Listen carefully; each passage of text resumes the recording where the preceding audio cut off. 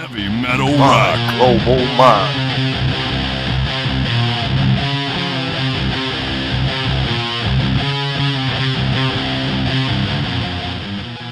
I'm Robert Cavuto, and today on My Global Mind, I'm pleased to be speaking with Italian guitarist Matteo Mancuso for his 31-date tour of North America, starting May 20th and ending on June 30th. Matteo, welcome. It's a pleasure to speak with you today. Thank you. Thank you for having me. Yeah, so this tour of basically it's North America, but predominantly the shows are all in America. What is this your first tour coming here? Well, it's the longest tour we've done so far. It's not the first one, but it's the biggest one. Okay. So we've done some gigs in America last year, but they were centered around the LA area. We did it right after the NAMM show. Okay. And we did a couple of gigs. We did one in Chicago, but they were, if I remember correctly, a total of 5 gigs. Okay. So it wasn't really like a proper tour, let's say. Yeah.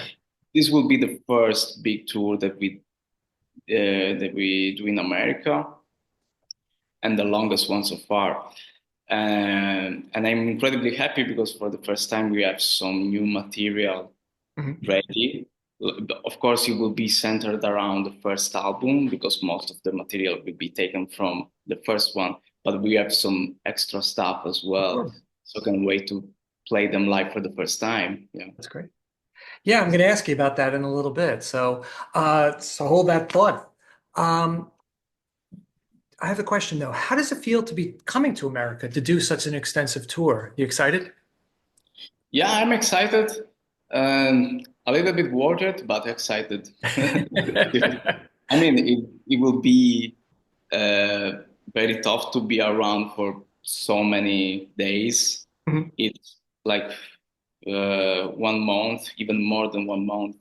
So you need to stay healthy. You need Yes. to be aware that all the travel days, and you need to take care of all the timings. And it's not easy Yeah. to organize something like that. But luckily for me, I have a really good team that is taking care of all the nuts and bolts of it. So luckily, uh, I I hope that everything goes well and smooth. Yeah. I'm sure it will. I'm sure it will. Uh, what are you going to be looking to play? You mentioned it a little bit. What's some of the songs that you're going to be playing? What can fans expect? Well, as I said before, most of the songs will be from the first album, but we prepared some little tributes to some of my favorite guitar players. Yeah, So there will be a tribute to Jeff Beck, for example. There will be a tribute to Alan Allsworth, it's great.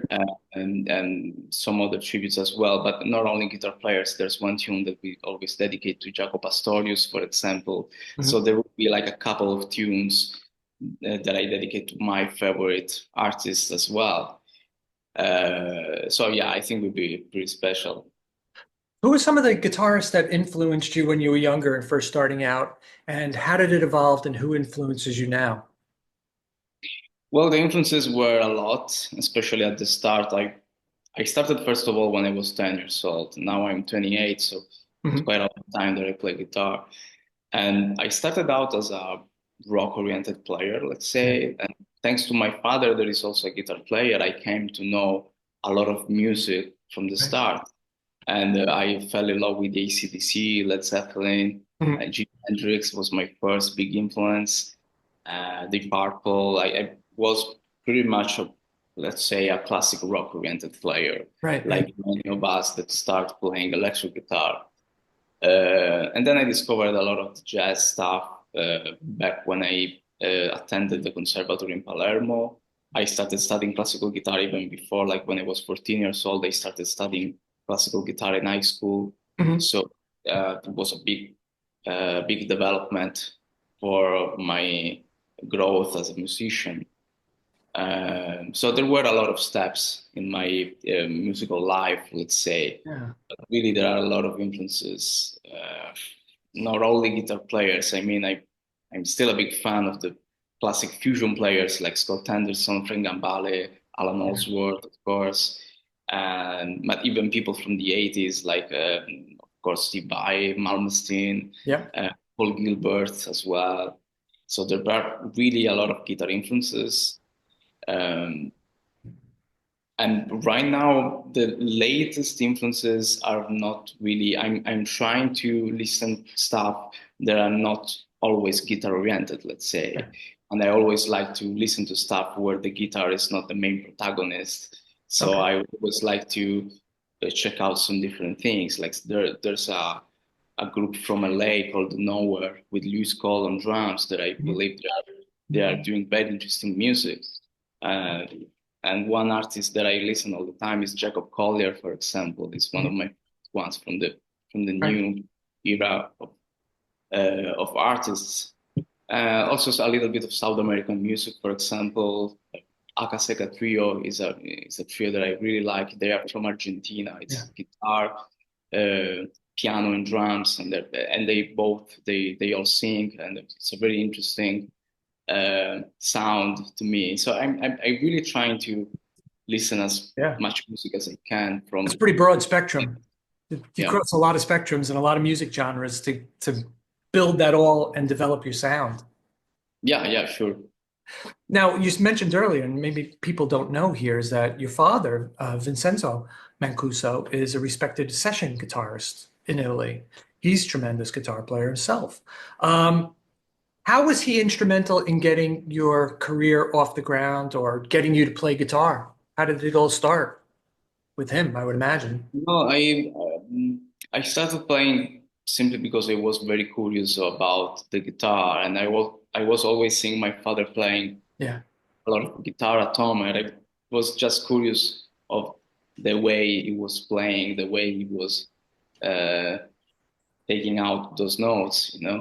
Mhm. Uh, and that was a curiosity at the start, and then it became a passion over time, like checking out some guitar players and music as well. So my father, I think it was more like a listening guide rather than just a pure teacher, because he was always telling me to check out some new stuff. You should check out this one. You should check out this other guitar player, and so on. So I think that without them, Mhm. it would have been much more difficult to get into this world. Um, so I think it's because of him that I started to grow this passion.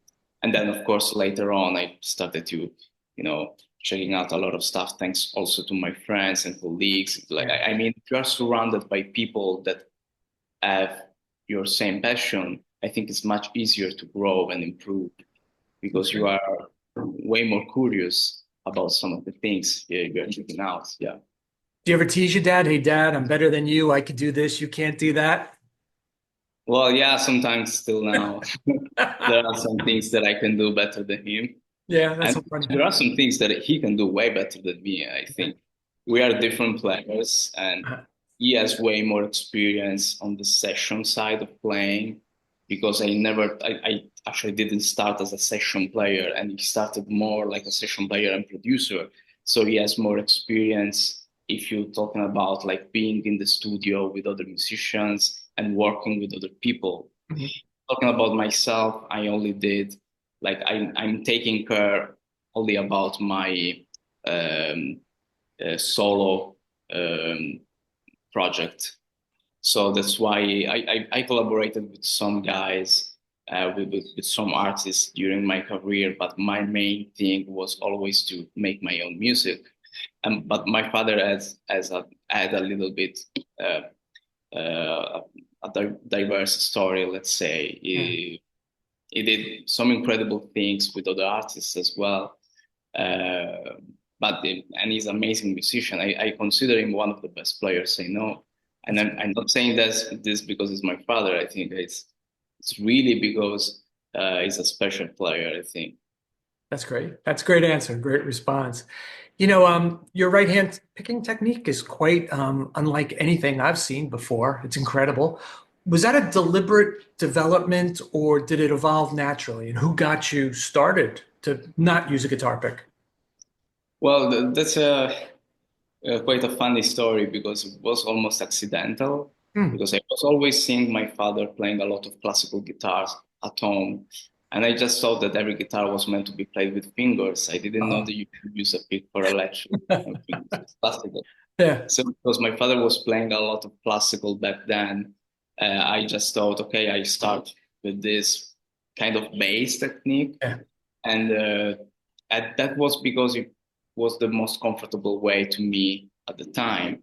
Then, of course, when I started studying classical guitar, I borrowed some elements of the classical world into my own playing. Yeah. But when I started, was mostly like, let's say, a bass-like technique, using just these two fingers for everything.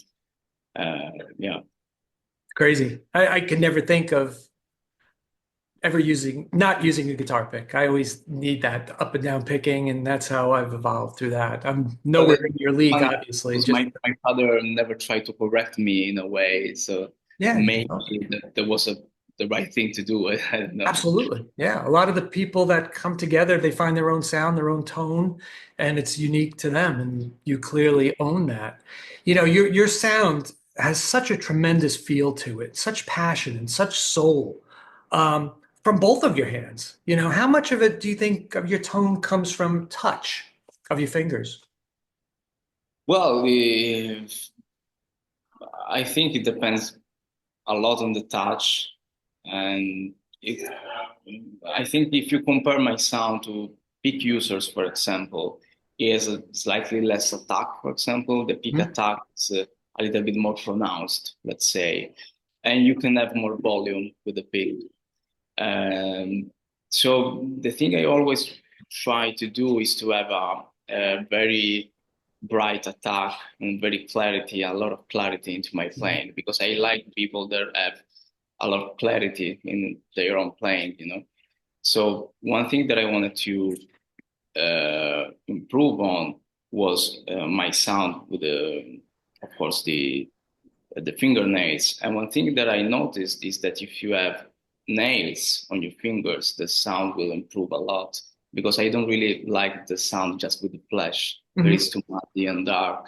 So a big part of my sound is that I use both fingernails and the flesh as well. That's And cool. if you use both, you can achieve a good, strong attack that can be compared to the pick, let's say, from a sound perspective. Of course, the sound is a little bit, it's, it's very diverse, of course, and there are some things that are I are better with the pick, and some things that are better to play with fingers, I think. Yeah. But there's no like the better choice, let's say. Yeah. No, you're incredible. I was watching a bunch of your videos. There was one in particular, and I forget the song, but I think you were doing like one of those Eddie Van Halen runs with your fingers and on the electric guitar. It was so incredible and so beautifully well done. Incredible. Is he an influence of yours at all? I mean, you didn't mention him up front. Eddie, you mean? Yeah, Yeah. of course. I mean, it's still one of my favorite players, and I Right. was introduced to Eddie. I think I was 13 or 14 years old when I first heard Eruption, and I think everybody uh, remembers the first time we heard Oh yeah. Eruption. They heard Eruption. I mean, it's such a mind-blowing piece, and of course, Eddie is one of the few real innovators of guitar, and that's why I think it was incredibly important for my development. Yeah. Oh yeah. I started playing guitar when I was maybe a sophomore in high school, maybe 15 or so. And I found out a little bit later in life about Eddie Van Halen. And I'd started playing guitar. I was doing Judas Priest, the Iron Maiden, things like that. And then I heard Eddie Van Halen. I'm like, I couldn't figure out what he's doing. There's no bar chords, there's no open chords. Everything is, him doing whatever and it was so frustrating trying to, as a new player, trying to understand and fathom what he was doing. And I found it very frustrating and very almost like, how am I going to ever be this good? I don't think I could do this. You take it to a whole nother level. So yeah. And I eventually tapered off through college with the guitar playing in the bands, but your playing is tremendous. Thank you. Thanks so much. I think there will never be another Eddie Van Halen. I mean, it was unique in its own thing. So there's no chance nobody will sound exactly like him. Oh yeah. So yeah. I don't know if you saw, David Lee Roth just played some shows here in the United States. He played a show and he had this new guitar player. I've never heard of him, and he was tremendous. He really, really, really emulated Eddie Van Halen extremely well. I don't know if you get a Wow. chance, watch it on YouTube. It's absolutely incredible. He does a tremendous job. And I apologize, I don't know his name. I was just thinking of it now while we were talking. Um, Wow. yeah, what's next after this tour? You alluded to the fact that you have a couple of new songs that you're going to be, performing. Will we get a new studio album for you? Because your last one, what was it called? The Journey came out 2 years ago. So what's next for you? Well, what's next is for sure the second solo album, Yeah. and I'm trying to finish everything by the end of this year. So if everything goes well, I will finish mix and mastering by December, Hmm. if I have everything, and then I will go out with the album at the start of 2026. So that's roughly the plan. Yeah. And I still don't know if I will be able to add some of the new songs into this American tour because I'm a little bit worried about the videos because these songs will not come out until really a lot of time. Yeah. And because a lot of people now are doing always videos at the gigs, and I'm okay with it. I mean, you can Yeah. do solos and a couple of songs as well. It's not a problem for me. But when it comes to new material, I would like to be always have the element of surprise.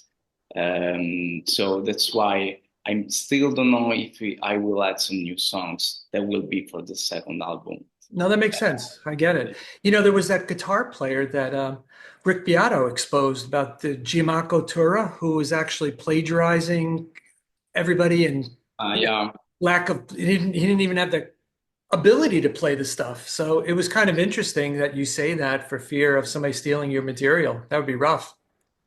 Well, not necessarily stealing, but just listening some stuff that is not already out, you know. And whenever I have some new tune, I would like to first of all release it and then play it live, you know, so people already like, no, you have the element of the surprise. Right. You cannot, let's say, um, um, avoid this kind of thing. Like Right. all the people are doing videos, and some people are doing uh, also the complete concert, and they upload it on YouTube. And that's Right. not something I really like. I'm not a really big fan of like having the whole concert available on YouTube Right. because it should be like a unique experience for you. And I don't know why some people are just with their phone recording I don't get it everything. either. Just look with your own eyes. I mean, and Enjoy it. I don't get that. But I'm okay to do some little videos. I think for this kind of tour, maybe we will add just one song, but I Okay. still have to decide actually. Yeah. Right. You could always tell them to put your phone down for the one song, or you could put out a live album of the entire tour, like a song from a different, city. That could work too. And people, Yeah, a lot of people do it. Yeah, that can be a good idea. Yeah. I think that's cool. You're a young guy, you're successful, you're incredibly talented. What would you tell young musicians who are developing and looking to capture their own style? Well, a suggestion that I always say is that play as much as you can with people better than you. Yeah. This is a suggestion that I had during the conservatory period, and I think it's the fastest way to improve as a player. Like always be surrounded by people that have your same interest and try to push yourself to play uh, with people that have different ideas from you. They have a different perspective, and not necessarily all other guitar players. I mean, drummers and bass players. Play as much as you can with good drummers because Yeah. this will develop a lot of your rhythm skills. Um, and another thing that I like to always say is that if you are the worst musician in the room, that means you are in the right room. So That's great. That's the fantastic. thing I was saying before. Yeah, yeah. I think it's a good suggestion because people always are, especially in the internet era, a lot of the young people are always looking for shortcuts, Yeah. like tricks to improve at your playing, or this thumbnail on the YouTube videos, like, oh, this will instantly improve your playing. There's no such thing that will instantly improve your playing. The fastest thing you can do to improve is to actually play a lot. And you Great need to advice. play a lot with other people. Yeah. That's great advice. That's fantastic. I forgot to ask you earlier, when you're performing these 31 dates, are you doing it solo just by yourself, or do you have a band behind you? No, no, I have a band behind me. We are a trio. Trio, So okay. we perform guitar, bass, and drums. Very good. Well, listen, I wish you the best of luck, and I hope to talk to you again when your album is coming out, your next album, and hopefully maybe I get to see you in New York City because I live around the area. So hopefully I come Yeah. out to you. All right. Thank you. Thank you. Thank you. Have a great day. Have a good day. Ciao. Bye-bye.